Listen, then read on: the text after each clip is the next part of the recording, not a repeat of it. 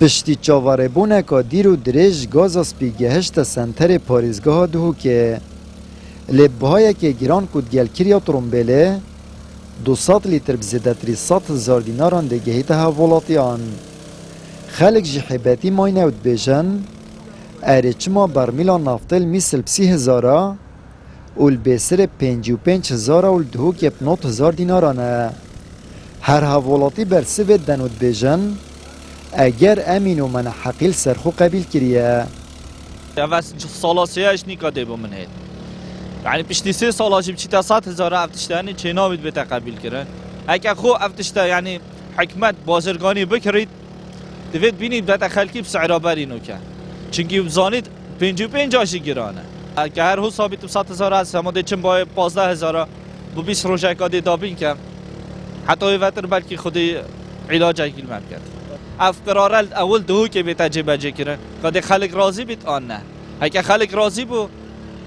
دفع گیرید دفع فتر جید چید اگه تو سعی او پانزی خانه هنه روزانه 2 ساعت خلق دوی که یه سرایت گیری بود چیل هفته رستورانی نه بود چیل سلیمانی نه غیر خلق دوی که قبیل کرد بس ولی تشتی قبیل نگه ما حدا کنگی خلق گازندید کرد بیشتر گرانه بس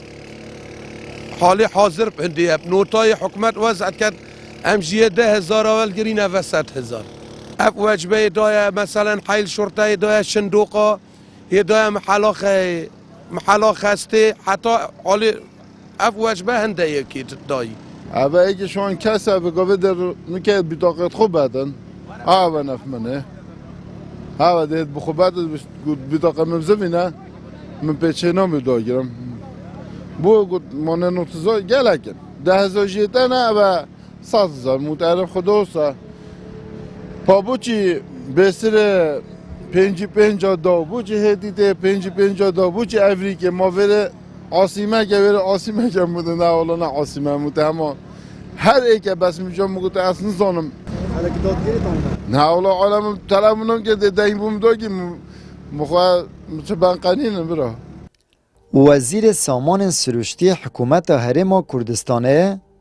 که پیشتر گود بود مال به مال چم دا بزانم که نفت ورگیرتیه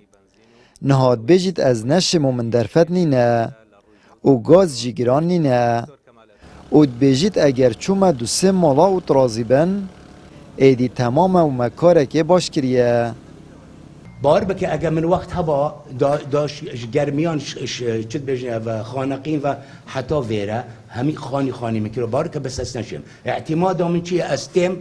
تبینم اگر 2-3 خانیک ترازی بن ونیا معنوی على قد تشتكي ايجابيه هاتيه كرن ونيا بعمومي بل تاخير بو نا جيران نبو تاخير بو